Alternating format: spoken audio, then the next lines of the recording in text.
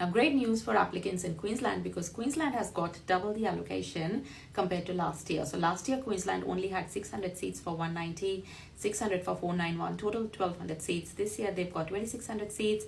You can see that 1,850 seats are for 190 and 750 seats are for 491. So these are total 2,600 seats.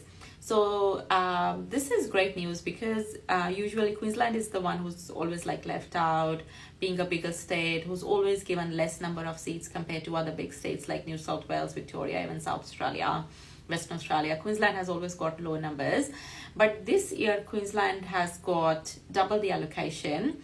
Now, the reason Queensland was never getting a good number of allocation is because Queensland attracts a lot of interstate migrants, like people from Sydney, Melbourne move a lot in Queensland compared to people moving out from Queensland. So there are more people coming in to Queensland from interstate, so that's why they could never promote migration that much. But now, Queensland being the Olympic state in 2032, hosting Olympics, of course, they need a lot of workers, they need a lot of houses.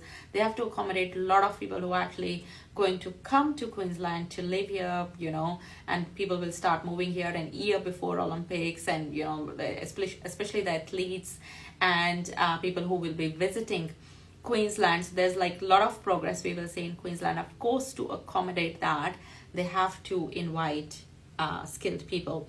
So they do have an onshore skilled occupation list, and they do have another priority list in their onshore occupation list. So if you're somebody whose occupation is on the priority list, and if you do meet the minimum requirements, which is 20 hours job and there is no job offer required, 3 months job and things like that, you would get invited. Another thing I checked with Queensland is that, you know how especially the construction workers, and then you need that 20 hours experience, 3 months. Let's say your occupation is only on the 491 list, and you know you want to try for the 491, and you are working in the city, they could still invite you for the 491, even though currently you're not in regional area, but of course you have to move to the regional area when the 491 is granted. So they are that flexible. So especially if you're in Queensland and your occupation is on the onshore occupation list, do get in touch with us. We can help you with the 190 or the 491 nomination this year.